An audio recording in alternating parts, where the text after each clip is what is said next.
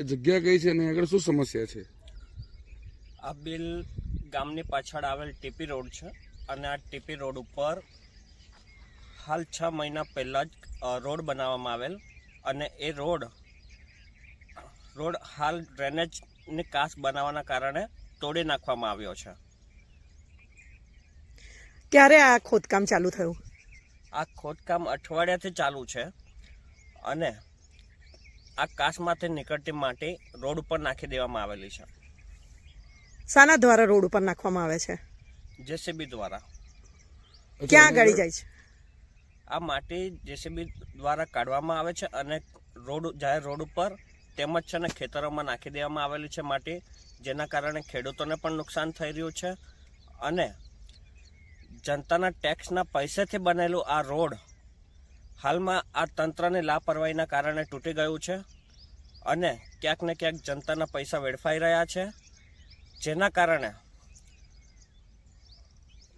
કારણે અમે અગાઉ પણ આ અંગે વિરોધ નોંધાવ્યો હતો, પરંતુ અત્યાર સુધી આ કોન્ટ્રાક્ટરો વિરુદ્ધ કોઈ પણ પ્રકારની કાર્યવાહી કરવામાં આવેલી નથી અને હાલ અમે વિજિલન્સ તપાસની માંગ કરીએ છીએ કે જે પણ દોષિતો હોય તો એમના વિરુદ્ધ સખતમાં સખત કાર્યવાહી કરવામાં આવે અને આ કોન્ટ્રાક્ટરને બ્લેકલિસ્ટ કરવામાં આવે. કોન્ટ્રાક્ટરનું નામ ખબર છે? કોન્ટ્રાક્ટરનું નામ અમને નથી ખબર. તો આ જે ખાડા ખોદાય છે એમાં કોઈ પડી જાય છે કે કોઈ એવું કંઈક બનાવ બનેલો છે ખરો?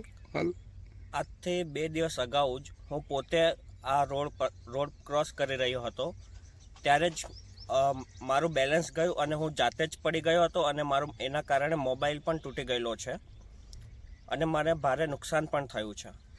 તમારી પાછળ જે રસ્તો દેખાય છે એ ક્યાં જાય છે? આ રોડ છે તે વેસ્ટર્ન રોડ છે, બિલ વેસ્ટર્ન રોડ છે અને અહીંયાથી એ સોખડા રોડને આગળ જતા મળે છે. અહીંથી બીજો કોઈ જવાનો રસ્તો નથી? ના, અહીંયાથી બીજો કોઈ રસ્તો નથી, આ જ રસ્તો છે. આ જ રસ્તો.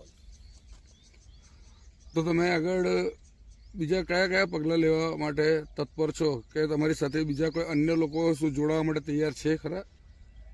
જો આગામી દિવસમાં જો કોઈ કાર્યવાહી કરવામાં નહીં આવે તો આ બાબત અમે ઉગ્રમાં ઉગ્ર આંદોલન કરીશું અને ત્યાર પછી પણ જો કોઈ કાર્યવાહી કરવામાં નહીં આવે તો અમે હાઈકોર્ટમાં